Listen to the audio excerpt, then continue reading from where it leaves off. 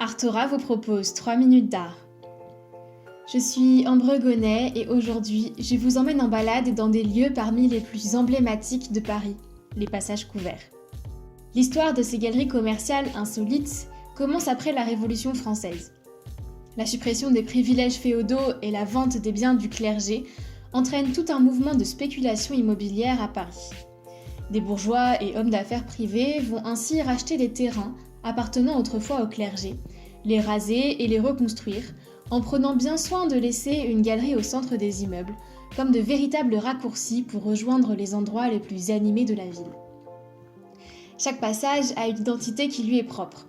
Du passage du Caire, un des premiers passages construits en 1798, à la luxueuse galerie Vivienne, près du Louvre. On retrouve cependant des caractéristiques architecturales communes entre tous ces passages couverts parisiens.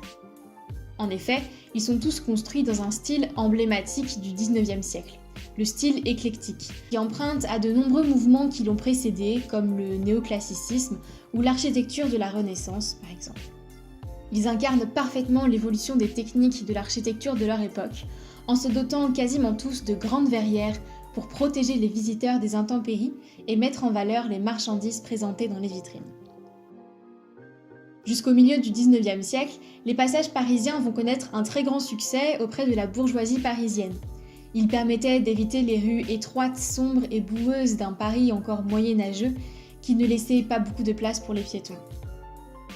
Ils deviennent progressivement des lieux de lumière, de rencontres et surtout d'achat, accompagnant de nouveaux modes de consommation en cette période de capitalisme naissant. C'est ainsi qu'ils s'imposent comme des lieux privilégiés de promenade pour la bourgeoisie de l'époque, qui vient s'y exhiber et afficher sa réussite. L'apogée de ces passages couverts est atteinte dans les années 1850, mais elle sera de courte durée et ils tombent petit à petit en désuétude. Ils subissent l'influence des grands travaux de modernisation de Paris du baron Haussmann, qui les rend beaucoup moins attrayants, et surtout rentrent en concurrence avec de nouveaux temples du commerce, les grands magasins, comme les Galeries Lafayette ou la Samaritaine, dont le premier d'entre eux, le Bon Marché, est ouvert en 1852. Ces derniers vont petit à petit occuper le rôle social auprès de la bourgeoisie que jouaient auparavant les passages couverts, en réutilisant leurs caractéristiques architecturales comme le style éclectique ou bien la verrière. Entre les années 1790 et 1850, environ 150 passages seront construits dans Paris, majoritairement sur la rive droite, dans les quartiers les plus riches de la ville.